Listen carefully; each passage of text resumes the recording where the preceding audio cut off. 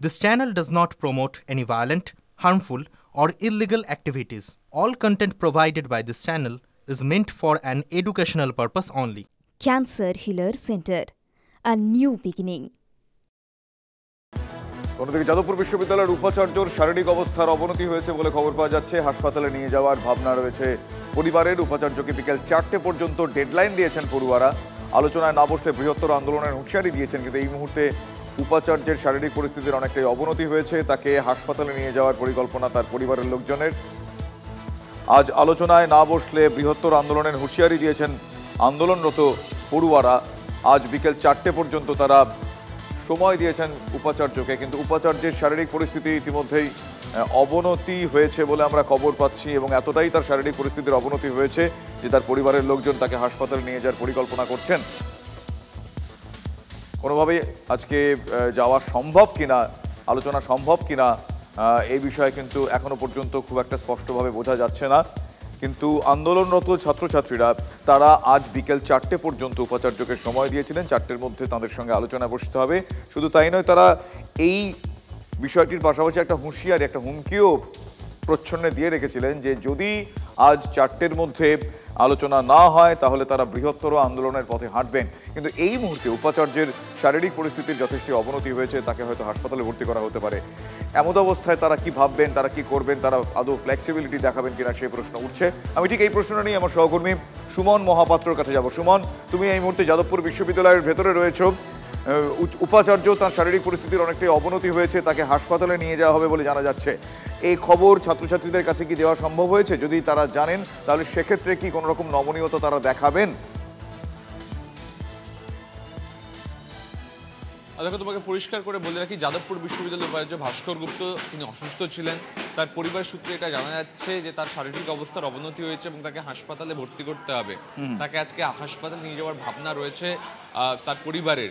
সামগ্রিকভাবে বিকেল 4টার আলটিমেটাম রয়েছে, সেই জায়গায় দাঁড়িয়ে তাকে হাসপাতালে নিয়ে গেলে সেই বৈঠক কিন্তু সম্ভবপর হবে না।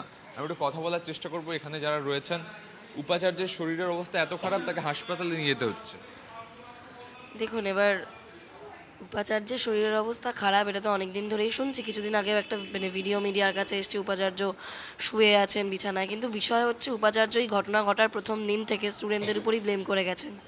উপাচার্য একবারও স্টুডেন্টদের জন্য কিছু করার কথা বলেননি, এবং এমনটাই বলেছেন যে আমরা ছাত্ররাই নাকি নাশকতা চালিয়েছে, ছাত্ররাই নাকি শিক্ষামন্ত্রীর গাড়ির উপর ঝাঁপিয়ে পড়েছে, এবং সেখানে যে তিনি হায়েস্ট অথরিটি এমন একটা ইনস্টিটিউশনের একটি প্রথম বর্ষের ছাত্রের উপর গাড়ি চাপা চলে যায়, সেইটা নিয়েও ওনাকে কোনো বক্তব্য রাখতে শোনা যায়নি এখন অবধি। তিনি অসুস্থ, সেই জায়গায় তিনি যদি বৈঠকে আসতে না পারেন, তোমরা কি কোনো নমনীয় পদক্ষেপ করবে?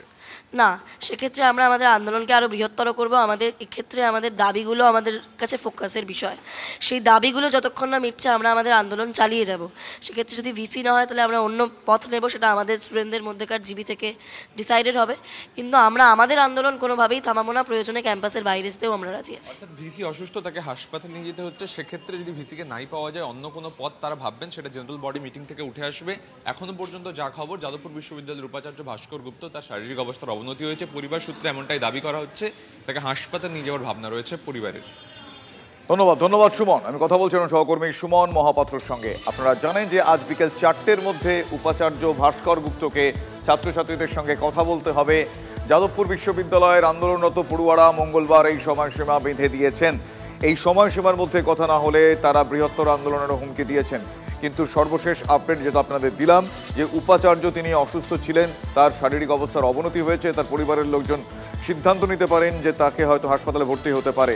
সেই জায়গায় ঠিক কী পরিস্থিতি হবে, সেই জায়গায় তিনি যদি আজকে আলোচনা করতে না পারেন, ছাত্রছাত্রীদের মনোভাব আদৌ নমনীয় হবে কিনা সেই দিকে আমাদের অবশ্যই নজর থাকবে। বিজেপি নেতা শ্রমিক ভট্টাচার্য কি বলেছেন শোনাবো আপনাদের। যাদবপুর বিশ্ববিদ্যালয়ের এই অচলাবস্থা তৈরি হয়েছে দীর্ঘদিন ধরে।